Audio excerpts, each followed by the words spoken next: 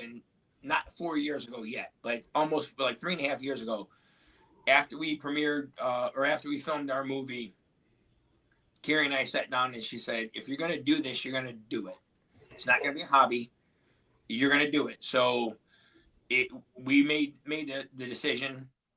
She's still working for the state and doing her thing, and I'm focusing fully on the acting, the writing, the creating, in every aspect that I possibly can. So this is what I do, and I'm blessed to have the career that I have, to be able to work with the people that I've worked with that continue to want me to work with them. Lisa Brown, going all the way back to He Played Me. And Ronnie Kirk, I worked on 3 projects with him. So blessed to have a number of people that I work with, and the ability to continue in the in-between times to continue to create, to whether it's writing scripts, which I have 7 of, or at this point converting some of them over to books to get the content out and get people to start just put eyes on it. So, Mr. Swift, I'm sorry, I have to go. I'm sorry, I couldn't hold it. It's okay. I think I held everyone's attention long enough. Yeah, thank you for holding it down. Half of it was, but No, but I heard everything you said. I heard everything you said. I heard. Yep. So no, it didn't go in vain. So I thank you so much for that.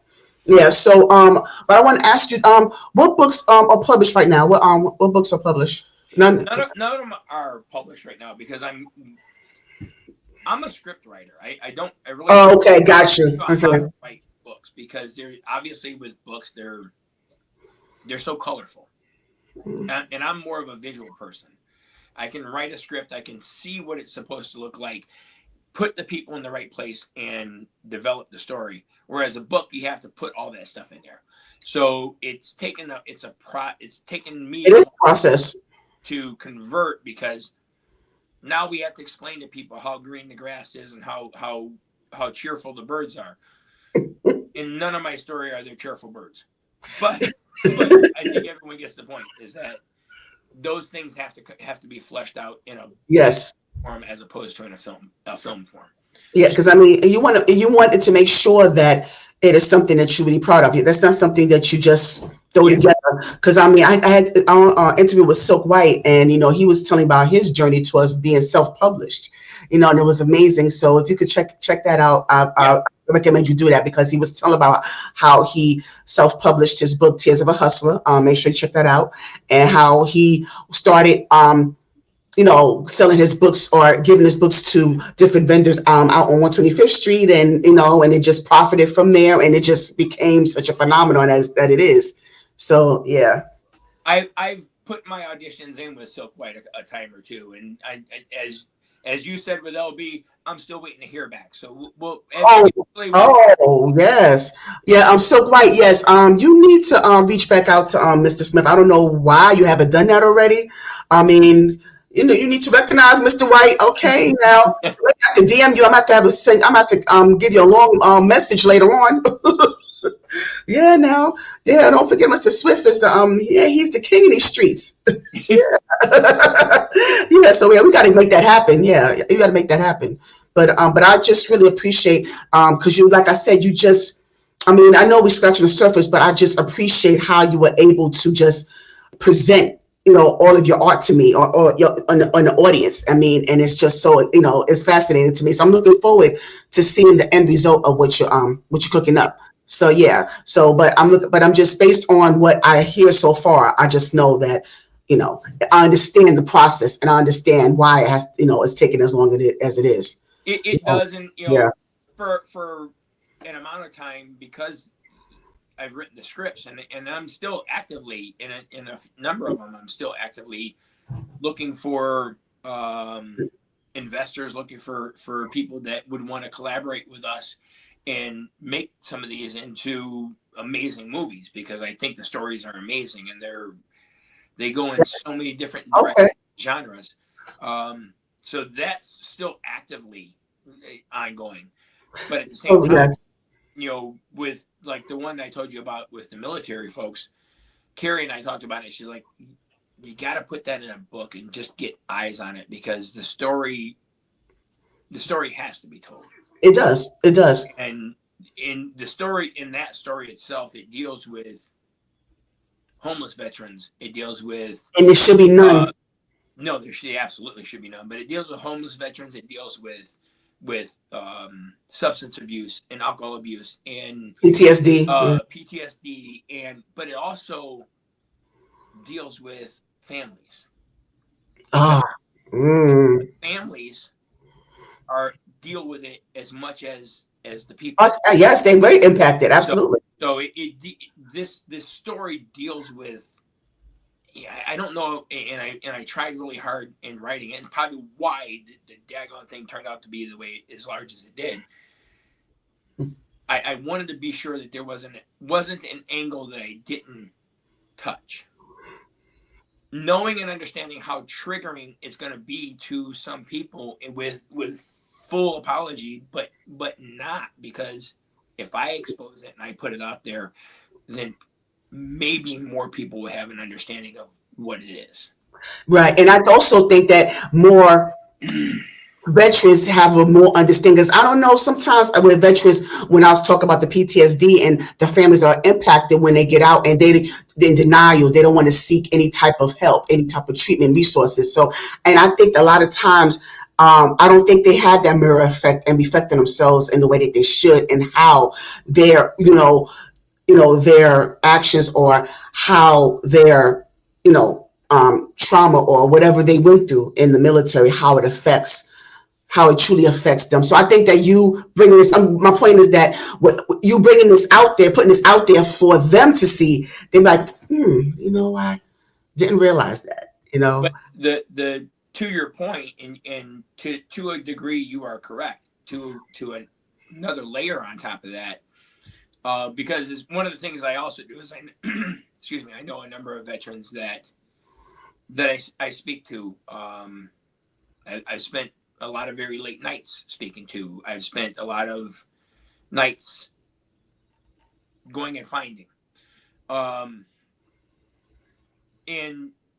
the sad thing to that is that when they go and get counseling and they go to seek help, by and large, especially like the VA, and God bless those folks and the work that they try to do, right? A number of other ones, it's all about medication. And here, let me just give you pills, and then everything just stops. And the whole idea is for life to keep going. Yes, yeah, that's true. And be able to deal with what you're dealing with without turning into a zombie and having everything just stop. So what you said is correct, but there's another layer to that as well. That's true, and that's the thing. That's the layer we need to touch on, because okay, so given that you mentioned that, what in your words, in your perspective, Mr. Swift, what does that layer look like to you? Like when you talk about, the resources or lack thereof, or whatever they, do to kind of push psychotropic drugs, or they push certain treatments on soldiers or veterans that are not ideal, and they have certain effects that may, do more harm than good. So what is your perspective on how that needs to shift to where, everyone is satisfied across the board, everyone is getting what they need? What it really needs is for there to be an understanding and the availability and the want to, and the want to is on both sides. Yes. But the availability and the want to have true and actual counseling. Yes. To leave the medications aside, because I've known far too many people, and it's not just veterans, but I've known far too many people that are taking mental health drugs. And this isn't a campaign to say that of anything, because folks out there that need to help, get the help. But for the narrative that we're speaking on, there's more of a need of a conversation, and an ongoing conversation of what was it that you dealt with, that you're dealing with right now, and how do we come to a resolution as to what that was. Because a pill isn't going to get you there. A pill isn't going to get you to that point of,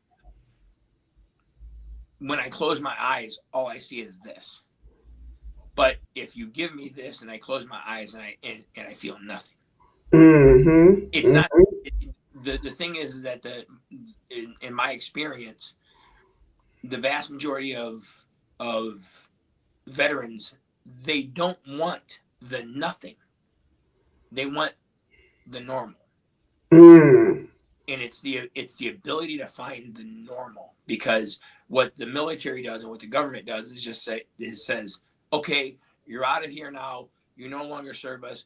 Go home. Go and figure it out. And figure it out on your own. And there's really no figuring it out. And that's the part. That's the part in that needs. That's that layer. Yes. And it's,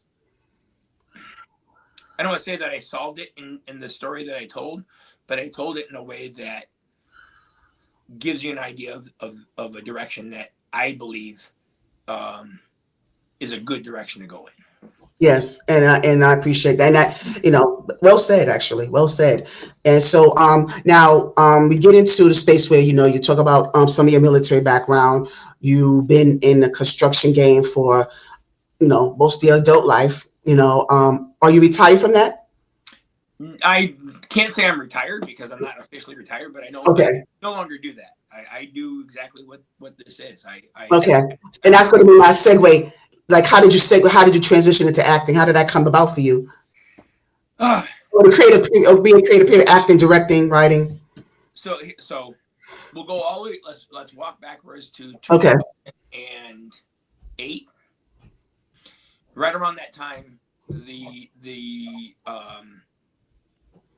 movie industry was basically trying to take a foothold here in the Detroit area, in Michigan. There was a lot of tax incentives that were being offered, and a lot of films were being filmed here. A lot of films that a lot of people don't even realize, Oh yes, Detroit. I told someone Detroit is the new Hollywood. Yeah, and at that time, like Real Steel and parts of Transformers and there's just so many movies that came here, whether they filmed the entire thing or parts of it, because of the richness that Detroit offers. So at that time, the economy had tanked, and I was in between companies in construction, and they were offering training, and there was a school that opened up for not really for acting, but for a film school. So I went to their class to build sets. So when I started getting into this, the first thing I started doing was actually building sets. And I was blessed to work on a project that we filmed here, not in Detroit, but most of it was filmed in Saline and in Allen Park. It had Christina Ricci, Tom Berenger, Jason Gedrick. It's called War Flowers. We built all of the interiors of Christina Ricci's house. It's a Civil War era project. So that's where I got my start into the industry, and to start to get some of the understanding that I am creative, because I thought I was just building. Yeah. Here's a hammer, here's a nail, put them to work. And it took some people there in that class to make me realize that everything that I do has a creative aspect, because of the way I can see it. So, and then when we were on set, because we did a student film, and built everything for that and brought in actors and they did the whole film. And I realized that the on-set energy is like nothing else in the world. And that part right there told me, this is the arena that I need to be in. And why is that? Like, what made you come to that epiphany? Because just you watch the energy, you watch the energy. People, not only the for one, the crew that are setting everything up, the set deck that are doing their work, the lighting people, the camera people, the energy itself is just contagious. And there's an energy there that, I've done a lot of jobs, I've worked in a lot of fields, and I've never felt that kind of energy until that point. And that's what told me this is the arena that my mind and heart needs to be in. It wasn't then. I didn't have a thought of acting. It was just put me on set in some way. Mm. First time I was ever even on camera was a music video that we filmed in the same studio. Wow. The folks that wanted to do the video, they asked if I could build a couple of sets for them. Okay. So I put together because it was the video is dealt with a mental hospital. So they wanted a padded room. So I built them a padded room with a door with the bars on the door, so that when the nurse looked in, it looked like she was looking through this Grady thing. I built them a few sets, rearranged our lunchroom to be like a day room in this hospital, and they said, "You want to be a part of the video?" Mm. I'm Right. here. Yeah. Yeah. So that was the first time I was ever on camera, and I'm like, "This is a lot of fun. This is a lot really cool." Keep marching forward a little bit. New governor got hired or got elected, got bought in. I don't like that. And he took away the incentives, all that money. Oh, okay. So all the company I worked for, they went back to California. Wow. Went back. So I had to go back to construction. And one day out of the blue, I'm scrolling through social media and I see a casting call. Okay. They called it a slasher film.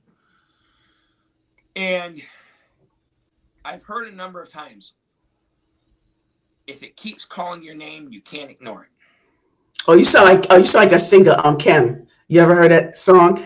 There's nowhere to hide when love is calling your name. So the actor was calling your name. Yeah.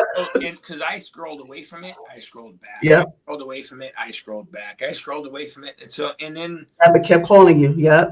I sent them an email and said, "Hey, I've never done this. I have no headshots. I have no resume. I have nothing. I have me and a desire." And they said, "Write up a tiny little thing about yourself.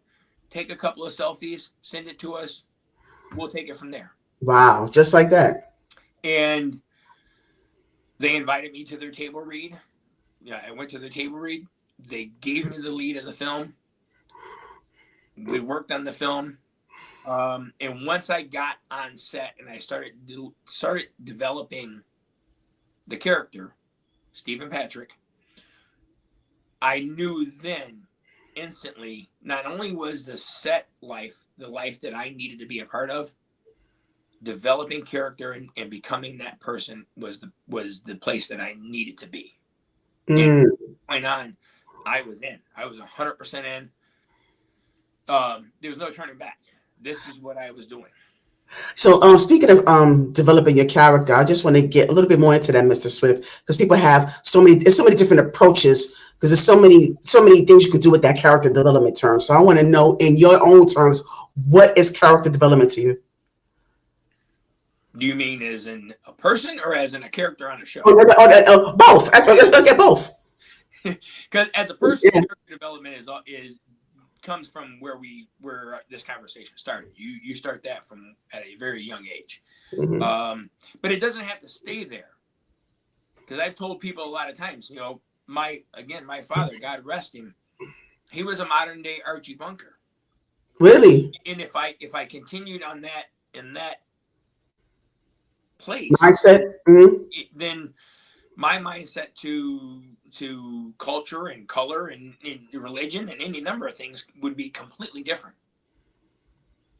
But at the same time, it was the character that my father had, and the fact that he built us boys as such strong people that we were able to develop our character. It wasn't this is what it is and this is how you live kind of thing. So character gets built and it gets chipped away. I mean, my character all by itself, I'm on my fourth marriage. Oh, is that right? Yeah. So in everything that you do, and every time you stumble, you have to get up, and every time you get up, you build character. Okay. Every time you stub your toe on the edge of that right. you build character, and you learn and you develop, and that's character as a human, character as a in a show. A lot of it comes from who you are and the fact of, you know, the things you've seen, the things that you've lived through, the things that you've gone through. It's also a part of understanding, reading the script, understanding the story, and developing a belief in who that person is. And once you start developing a belief as to who that person is, then you start applying the layers of that person's life. Got it. A person can't, you know, and I've done tiny little roles. I've done spots where it's just one scene. I've done spots where, you know, multiple. Some of you guys have seen a number of things I've done. And I'm a big believer that a person can't walk onto a set and just recite lines and be a character. You're either the character or you're reading. Got it. You can't. It's not both. And for me, and I would imagine for yourself, and for a lot of your viewers, it shows on screen. True. It shows on screen is the people that are truly prepared. That, and I don't do this for saying myself, but the people are truly prepared deep down inside. Who is my character? Where am I going? Where did I come from? And what do I need? As opposed to the people that are there to collect a paycheck and read words. Yeah, and you definitely see see the difference. You definitely see that, you know, I was talking about this with Silk White, by the way, during the interview, is how you know how serious they are about their craft based on what you see on screen. That is so true. Yes. So, but Mr. Swift, so now we established the character development. How do you transition out of character? Because some people are stuck there, and that's what really affects them in a negative way, unfortunately. You know, shout out to Heath Ledger. Yes, God bless that man. Mm-hmm, yeah. One, I'm blessed to have. I'm blessed to have Carrie.